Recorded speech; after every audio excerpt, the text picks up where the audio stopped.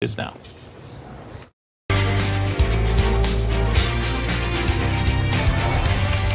Hi, I'm Greg Gutfeld with Emily Campagno, Juan Williams, Jesse Waters, and she once rode horseback on a Chihuahua. Dana Perino, the 5.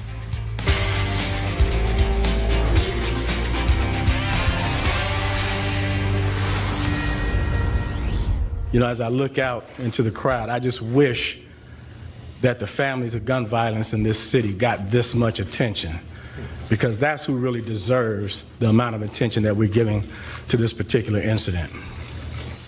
So this morning, I come to you not only as the superintendent of the Chicago Police Department, but also as a black man who spent his entire life living in the city of Chicago.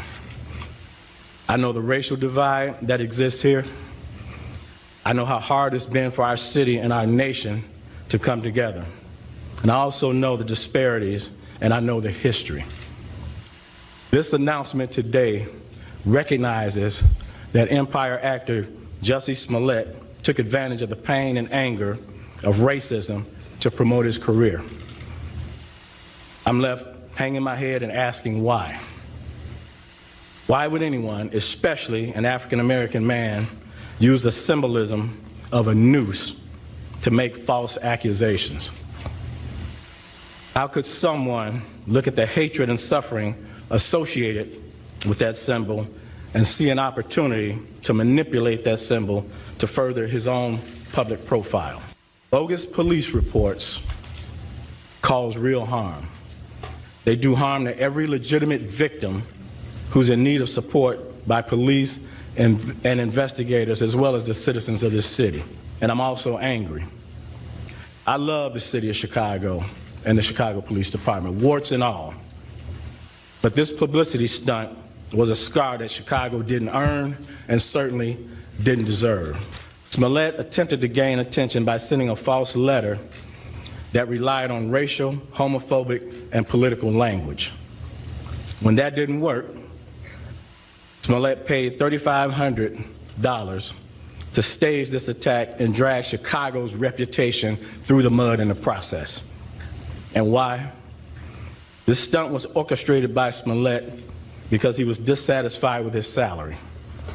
So he concocted a story about being attacked. I only hope that the truth about what happened receives the same amount of attention that the hoax did. It's hard to top that, so I'm not even going to try. Jussie Smollett now faces a felony charge for filing a false report claiming that he was a victim. This after weeks of wasting the hard work of a dozen detectives, resources diverted from actual victims. So what's the lesson at CNN? All about lunch. Sean Hannity's going to eat Jussie Smollett's lunch every single second. Tucker Carlson is going to eat Jussie Smollett's lunch every single second. The President of the United States is going to eat his lunch. What about the 5? We want to eat lunch too. So that's Lemon's concern that the reaction to the crime is worse than the crime itself. Notice I'm not saying hoax. A hoax removes the media's complicity. No, it was a crime aided and abetted by the activist press, who embraced their perfect victim, ignoring all those implausible details. So, Don, no one is interested in eating Smollett's lunch, but will eat yours, and that of the whole consensus media, who need a lesson in restraint in resisting its own activistic confirmation bias. Lemon's made it no secret that he believes Trump supporters are racist, which is how Smollett portrayed them. So forget Smollett. He was just serving a function for the thirsty press seeking that story. Smollett, an attention addict with an anti-Trump fever, he read the room and saw that it was going to be easy to fool the media. And he saw all of those sympathizing friends, like Don Lemon, as suckers. They should be pissed off at him. But he couldn't fool the cops, or most of us. So if your only lesson is that Smollett will be used as fodder at this network, while missing the fact that he played you, then you're as hopeless as we thought. You should have been thrilled that the demand for hate crime exceeds the supply. And that you don't means that it'll probably happen again. Hey, Emily, you are a prosecutor. What are the legal ramifications of this entire case? Lay it out for us. Well, for filing the false police report, he could face, as we've heard, up to 3 years in prison and then a huge fine. And then for that letter, you know, there are consequences to the huge mechanism of responses that is put in place when you file a false police report and you allege a hate crime, or you send a letter with a threatening letter to a corporation building that then deploys a hazmat team, etc. So for that, he could face up to 10 years in prison. But I want to point out what I loved so much about the superintendent's comments. Eddie Johnson, yeah. He brought it back to the real world, which is that there are real world consequences. And the hubris, to me, that emanates out of Hollywood, where this celebrity will take something so painfully large, such as the strife that has plagued Chicago and this country in terms of its racial divide and the historical consequences and symbolism of that news, to shine for his own selfish gain because of a paycheck. That, to me, is, I just loved the speech by the superintendent because I felt like he brought it home to the real world. He said, this isn't TV. This is what happens. Juan, he said he did it, or they claim it was because he was just dissatisfied with his paycheck. Right. Do you believe that?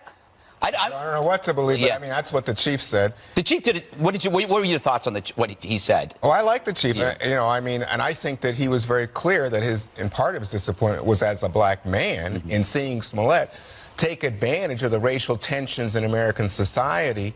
But again, it's all about him. It wasn't about anybody else but him. I will say this, when the chief said he'd like to see more attention paid to things like the shooting in Chicago or what else, or especially to as much attention to the initial charge as to the finding that this young man lied about it, the chief's wrong. All the analysis shows that there's more attention now to the idea that he lied because it's a conspiracy issue, it's a fraud issue, it's celebrity gossip. There's more and don't forget Donald Trump. Donald Trump has jumped in and said, you know, he was wrong, and it fits in with Donald Trump's attacks on the media, so all the Trump crowd is celebrating this in a way that they're vindicated. No, they're not. They're vindicated. Yeah. Who said there was any need for them? They were accused. They were the symbolic accused. No, he said he put a red hat on one, but that wasn't the heart of the charge. He also and the letter was said they were white. He was the victim of some kind of racial crime. And again, there's so many racial crimes. We've seen a spike in racial crimes in the country. Yeah. And this guy Smollett, is so narcissistic that he is out of touch with reality. And the chief should know, more media attention, more cameras at that police department today than ever before. Well, we can talk to the end of time about your misinterpretation of the facts. Let's go to GMA and get Smollett's own words before I get to Jussie. Why do you think you were targeted? I can just assume. I mean, I come really, really hard against 45. I come really, really hard against his administration. And I don't hold my tongue. If I had said it was a Muslim or a Mexican or someone black, I feel like the doubters would have supported me a lot much more. See, Jussie, when I listen to him, I see somebody who knew how to play the media, because the media that's the language that the media understood, if you're an activist media. Right. He framed 60 million Trump supporters, and the media bought it hook, line, and sinker. Juan, I think what the chief was saying also is that he'd like to see that much media attention when there's a shooting or black-on-black violence or gang activity in the south side of Chicago, too. Now, Smollett makes reportedly from $400,000 to $1.1 million a year. 60 grand an episode, I believe. He does not have any children, which means he is filthy rich. So instead of trying to earn more money working hard, he perpetrated this hoax, and everything he accused Donald Trump of, he himself is guilty of. He is a liar, he is corrupt, and he is greedy. So just let that sink in also. Real hate crimes now are going to be treated with more skepticism, unfortunately, and that's what the police chief said, and I think that's probably one of the biggest results of this. Also, how dumb does Robin Roberts look right now? When she went out there, didn't ask him any follow-up questions and let him perform like that. I bet she wished she had that back. Also, Think about all the frame jobs and the conspiracy theories which we've seen. All it takes is a little common sense. You talked about it yesterday. There's a bunch of MAGA guys in a polar vortex in Chicago hate criming people. Okay, Kavanaugh.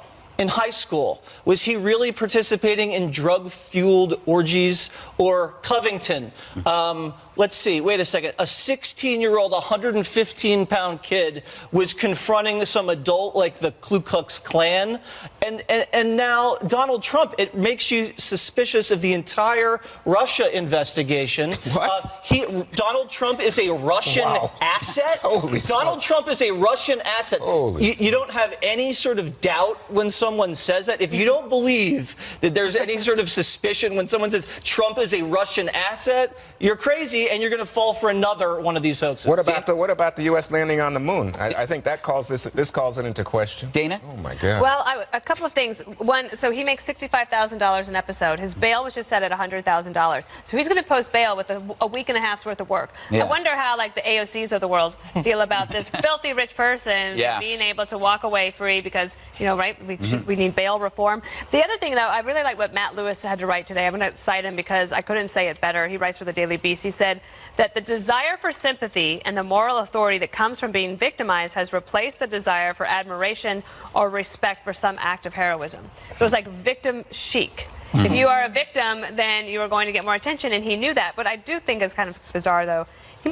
To your point, he was able to fool some in the media, not all. Remember, there was people on the left who were frustrated, like GQ magazine wrote about the reporters in this case, saying how dare they use the word allegedly. That was whitewashing the idea that this was a hate crime when reporters were just actually doing their job. By the way, Jesse, I think that with the Robin Roberts thing, we used the tape of the interview. I think that is an indication that she actually got this guy to say what he wanted to say, and for him, that's part of the indictment of him. It's true. He set himself up. That's what I'm saying. So I don't think that's the reporter. Well, I think I would have asked a few more follow-ups. That's all I'm saying. Okay. No offense to Robin. When You I would have quizzed her on geography. And anyway. All right, much more on Smollett ahead. But first, major hypocrisy from 2020 Dems pushing socialist agendas. Details next. Peter Tork. Love is understanding. It's in everything we do.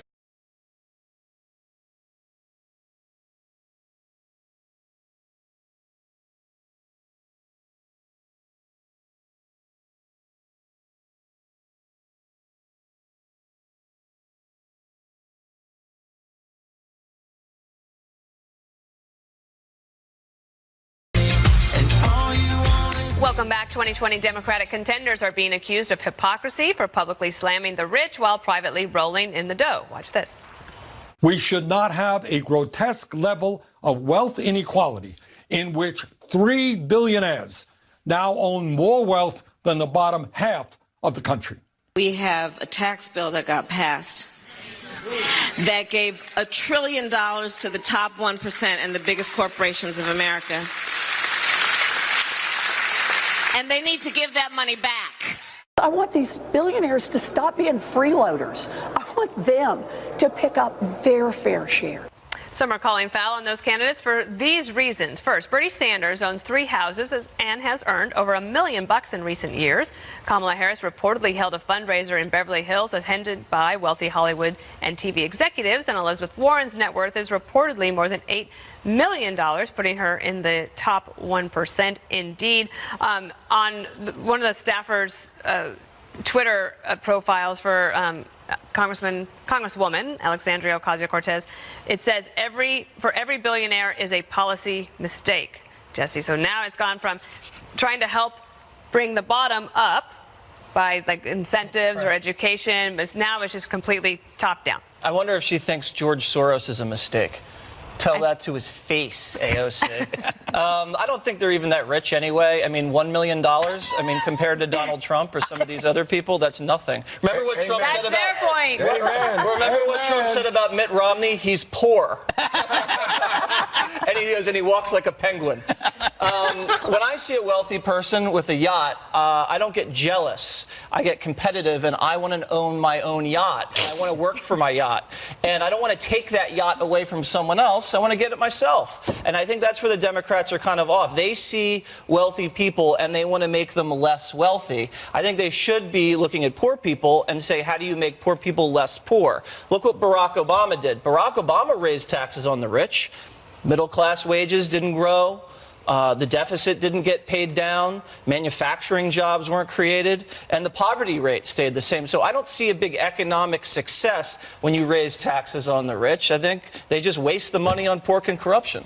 When you were, you're in Seattle, you live in Seattle, and so there's a lot of tension between sort of more of the local folks there that are mad about the tech companies and the billionaires, and it's created a lot of tension there. And wasn't it just recently that they tried to raise taxes and then they had to backtrack because the businesses were going to leave? It was a huge deal. And then Amazon donated $500 million to combat homelessness. So there's also a dependency on the private funding that happens in addition to what it does and stirs for the industry there. Absolutely. I think my biggest issue with all of this is the hypocrisy knows no bounds for these politicians. Like, so for example, Elizabeth Warren, she has millions in her Tia Kreff funds, and that includes, those funds include gun manufacturers and big tobacco and all of the things that she rails against. And it's that same hypocrisy that we hear up and down where people, walk the walk, don't just talk the talk. We have Bernie Sanders, the day that his campaign paid $300,000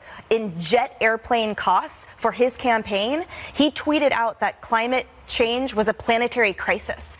So I see. Yep. It's everything. There is, I coined a phrase, a selective billionaire outrage. SBO. SBO. They like SBO. They don't like Stinks. billionaires. He's got SBO. It stinks.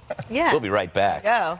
What do you think of that, SBO? You can treat it with super beats. Because they have like Tom Steyer. Yeah, okay. So Bernie has 3 houses, which proves a point that you can be a successful socialist if you act like a capitalist. That's the only way it's going to work.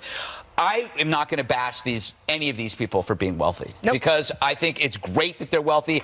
I think everybody should be rich. And I think in this country, you can be rich. If you devote 10 years to one thing, you will be rich. I believe that. But the problem here is, and to use, we talk about hypocrisy. In America, even a fool can have 3 homes, but it's a problem when that fool doesn't want you to have 3 homes or is trying to get in the way of you wanting 3 homes. If Warren and Sanders were subjected to the plans that they want to subject to you, they would not be worth 7 figures. They'd be worth maybe 5 figures, and the decimal point would be here. Can I just interrupt? There was a Secret Service agent that gave me some intel about Bernie's houses. They're disgusting messes.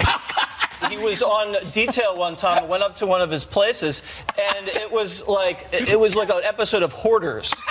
Like just unopened mail, like food everywhere. That's my place. Horrible. So he might have 3 homes, but they're all messes. But are you surprised? I mean, come on. I mean, that's, yeah. But Juan, this polls well, so we can't expect it to stop. What, you mean for Republicans? No, for Democrats to go after the billionaires. It polls absolutely. Well. Yeah. So, I mean, I think the key point here is that Democrats are representing their constituents, and I pick up on Jesse's point. Donald Trump is the richest of them all. And so he says that he represents the forgotten man and the like, but he's the one who's out of touch. He's the one who said, oh, don't you have to have an ID to go into a grocery store? I'm sorry, Mr. President, no, you don't. He's the one who hired Wilbur Ross, who told the federal workers when there was a shutdown, a Trump-caused shutdown, oh, you know what, go to a bank and get a loan. Or how about Larry Kudlow, another Trumpian, right? What did Kudlow say? Oh, these guys who are forced to work for no pay, they're volunteering. They love the president. If he's so out of touch, Juan, why did he beat Hillary with middle-class voters? I'm telling you, he's out of touch on things like the VA, Social Security, Medicare, GI Bill, livable wages. Not with his... People were dying in VA wait lines under Barack Obama. All right, we got to run. First, it was Elizabeth Warren cracking a beer. Then we had Beto O'Rourke's, remember that, the bizarre dentist appointment. Now another potential 2020 contender is getting roasted for a major social media fail. We'll show it to you next.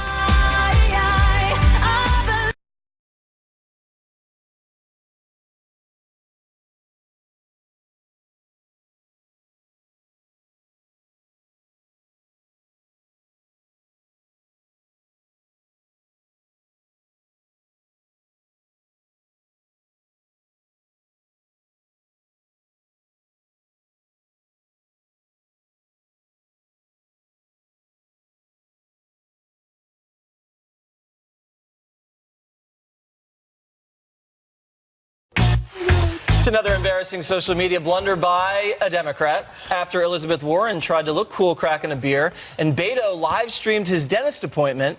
Possible 2020 contender Eric Swalwell is being mocked as a Starbucks martyr after trying to burn President Trump with this tweet. It's snowing in New York. I need coffee. The closest cafe is inside Trump Tower. This is me walking to an alternative. The congressman rightfully getting ripped on social media. After all, this is New York City. As you can see, there's like over a dozen other coffee shops within just a few blocks, including a different Starbucks around the corner. Greg, not a smooth tweet. Would you agree? I say this all the time. The golden rule: you on Twitter is a lesser version of you. Yep. And so he doesn't have a lot to work with. Yeah, anyway. yeah, he's already starting at a very low bar. But what you think in your head looks really cool. Oh, they're gonna, and then you know that the media's gonna pick it up and wait. They go, wait till they get a load of this idea. He's walking by. I'm gonna take a picture of me walking by Trump Tower. It's like, I'm going to be a hero. I'm not going in there. And so, but what we see when we see the tweet is we see the thirst behind it, yeah, the desire, and then we go, what a schmuck. That's why you got to think about this before you do it. But social media has made us, because exposure is more accessible now, everybody's turning into the star of their own movie, right? Everybody's doing this. We've democratized the spotlight. Yeah. Dana. Well, I do feel like he should consider tea over coffee because it's very calming. Oh, are you a tea proponent? I'm a tea proponent. Yeah, I don't drink coffee. Yes, no, low tea.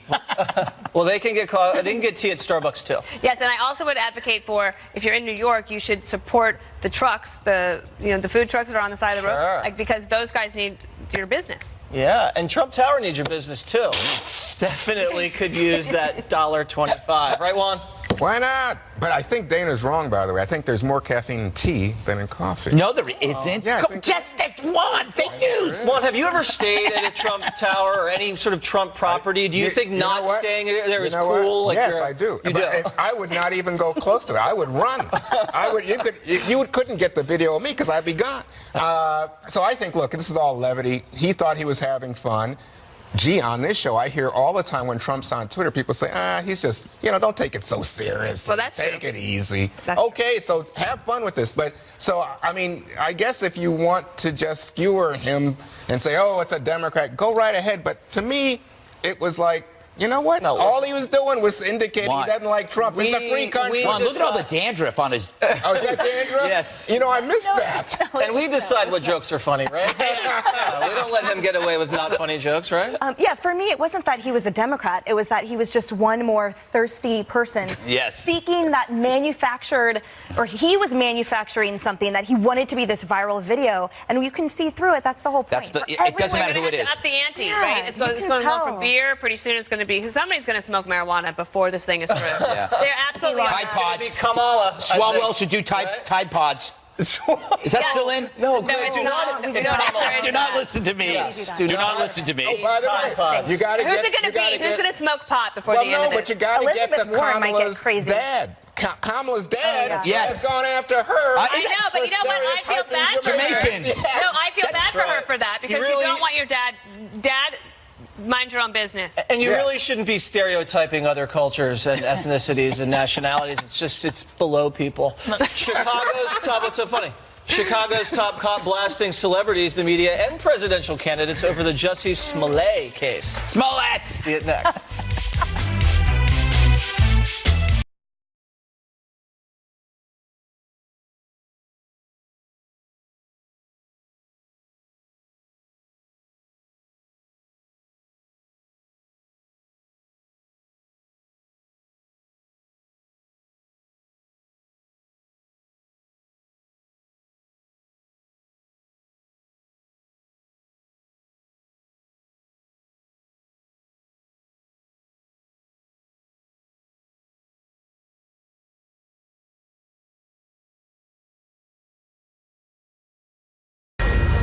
Fox News alert actor Jussie Smollett charged with filing a false police report. Earlier today, the actor was blasted by Chicago's top police officer for lying about the alleged hate crime. Empire actor Jussie Smollett took advantage of the pain and anger of racism to promote his career. I'm left hanging my head and asking why. Why would anyone, especially an African-American man, used the symbolism of a noose to make false accusations. Mike Tobin is at Cook County Courthouse, where Smollett had a bond hearing today. Mike, I asked that question yesterday. Well, I can tell you this one, that Smollett is now out. He posted $10,000 and left under a tremendous crush of media. Some of what you didn't catch with all the live coverage today is that the Judge John Light admonished Smollett in the courtroom, saying if true, what he did was utterly outrageous, and he conjured up the greatest evil in our nation, specifically referring to the racist symbolism that he brought into the hoax attack. Some of what we learned today that we didn't already knew, while we knew that Smollett was associates with the Ascendero brothers, one of them was a source from whom he would buy the party drug Molly. We did know that he directed the attack, but he specifically directed the brothers to beat him up, but not too bad. And we got hints that he intended, from the ABC interview, that he intended for the attack to play out in front of a security camera that didn't catch it. And his awareness with the attack, we learned from the state's attorney, is part of what tipped investigators off to something being fishy. The whole thing went down in 45 seconds. The motive was pay. Smollett didn't think he was getting enough, or that he got enough attention from the threatening letter that went to the Empire studio, so he upped the ante with the attack. Bond is set at $100,000. He posted $10,000. His status with the show is unchanged. His attorney said he was scheduled to shoot this afternoon. The people who followed his SUV said it went into the CineSpace studios where Empire is shot. Juan? Mike, thanks. Good job. The Chicago police superintendent also calling out celebrities, politicians, and the media for rushing to judgment. This publicity stunt was a scar that Chicago didn't earn and certainly didn't deserve. To make things worse, the accusations within this phony attack received national attention for weeks. Celebrities, news commentators, and even presidential candidates weighed in on something that was choreographed by an actor. I only hope that the truth about what happened receives the same amount of attention that the hoax did. I'll continue to pray for this troubled young man who resorted to both drastic and illegal tactics to gain attention. I mean, it really is pretty horrific if it's true that this guy made this up. As I said to you earlier, Greg, you know, the major networks and the cable news outlets have all paid more attention to this case after the charge that it's a hoax. Well, the thing is, I mean, I can't believe I'm going to say this, but I do believe that he is kind of a victim because of the environment. This is entirely preventable. This could have been prevented if the media divorced itself from its activist sensibilities. Since Trump's been elected, they've been informed by an anti-Trump bias that makes this kind of activity plausible. He knew he could fool the media. I also think that he had his own Trump derangement syndrome, just as Kathy Griffin, as Tom Arnold, and Alyssa Milano. So this is all about Trump. No, I was talking about the media. Let me. You said the media is obsessed with Trump dislike, and that's why they went for this. But I'm saying to you that, in fact, the media is paying more attention to it now that it's after they waited 3 weeks because they were terrified of saying anything. Look, I want to make a suggestion that I listened to Scott Adams today, that what Donald Trump could do is actually suggest that this guy gets pardoned by the governor because he knows he's the victim of Trump derangement syndrome, and that actually invite him to the White House and have a summit and help this kid out, because clearly he's mentally unstable due to his Trump derangement. I think that's brilliant. Brilliant. I would totally disagree, because I think if you get off scot-free when you perpetrate a hoax like this, it encourages other hoax. So that is true. I changed my mind. Price. It's funny, Greg and I, 2 weeks ago and a week and a half ago, we would sit here and Greg would come in on his phone and go, "Did you hear this Smollett thing? Something about this kid is fishy," and he would come in and kind of point out all these things, but we said to each other, we're not going to talk about it. Yeah. We're going to wait and see, because, you will get bullied by the mainstream media if you raise questions about certain types of people or certain types of situations. They will rain hell on someone that just merely asks questions. And in the media, you're supposed to ask questions. The media doesn't even want questions asked sometimes. So here's what I would do if I were him. I've fallen my sword so hard. Garagos, his attorney, should not fight this thing tooth and nail. This guy should issue apology after apology and just kind of have mercy on me, and that's the only way he's ever going to get through this thing. So, Dana, of course, I have a different point of view. I'm thinking to myself, why is there so little attention to this Coast Guard guy that wanted to kill everyone and had been amassing weapons since 2017? Because he wanted to kill everyone. List people That's like why. Joe Scarborough, Nancy Pelosi as targets, and yet we're paying more attention to this celebrity than to an actual threat, a terroristic threat. Because he was inciting a race war. And also, I did it twice on the Daily Briefing, which is a great show. Everyone should watch at 2 o'clock if you want a full update on the news. I watched. You did a great job. Thank you so much. And the police caught him ahead of time. This guy was actually planning to commit a crime. Right. What Smollett did is he created his own hate crime against himself. Right. And so it seems minor there's to me room. compared to the other one. He smeared an entire population, and he was inciting a race riot. And the Coast Guard, yes, and the Coast Guard clear. is getting a lot of attention, and he is going to be arraigned tomorrow. What do you think? I think that where I depart from what you said earlier. Don't do that, Emily. It's a big mistake. You're a guest here. It begins now. The analysis of that activist approach, that it starts with him. And I think that is what this kind of Instagram culture is breeding, where everyone sees themselves as the hero. Right. And like you were saying earlier, the victim chic, that hero can also be in the form of a victim, but everyone is seeing it as like, I'm the one that's going to save the Spartacus moments. And it's all just ridiculous because the consequences in their mind doesn't go beyond how many likes am I going to get or how is this going to be amplified, which is then where the media comes in. So for him, I just see this as, again, another Hollywood celebrity with an enormous hubris that is now facing real-world consequences. And he deserves to face real-world consequences if it's true that he was I think he's fired. still innocent. Up next, it's trivia time. We're going to put our knowledge to the test with Fox Nation's The Quiz Show.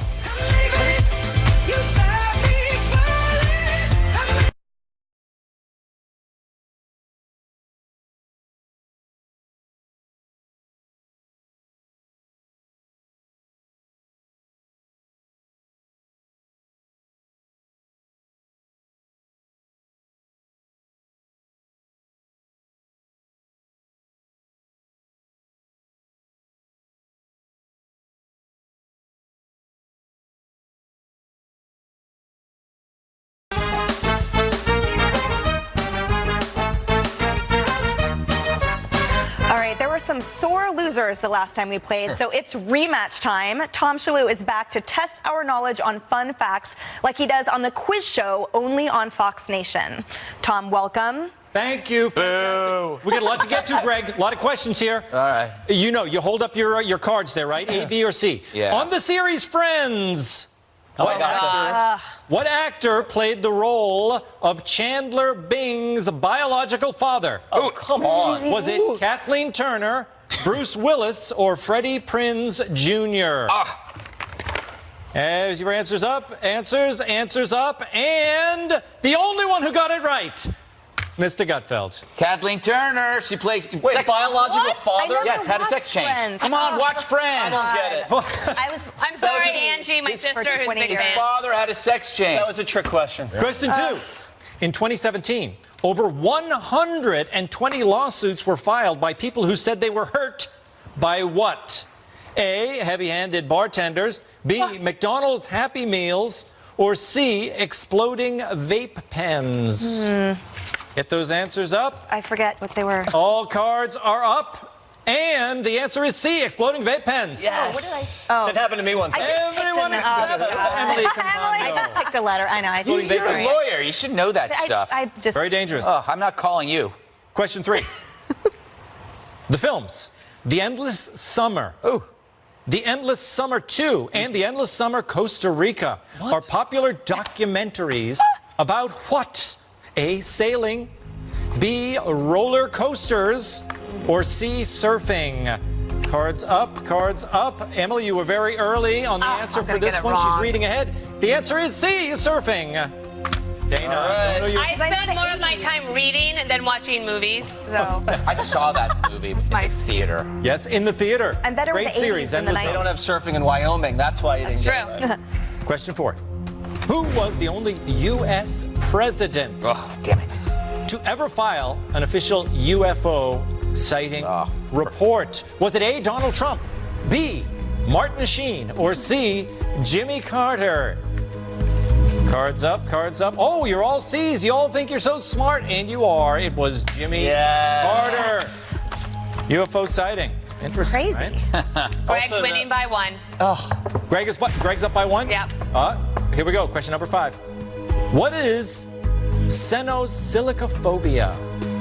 What? Say that again? Senosilicophobia. If Dana doesn't get this right, it's curtains. A, fear of alcoholic beverages. B, fear of having an empty glass. Or C, fear of carbonated beverages. Give you a hint, it is a fear. I don't know. It's a fear. And the answer is B. Yes! Jussie and Juan.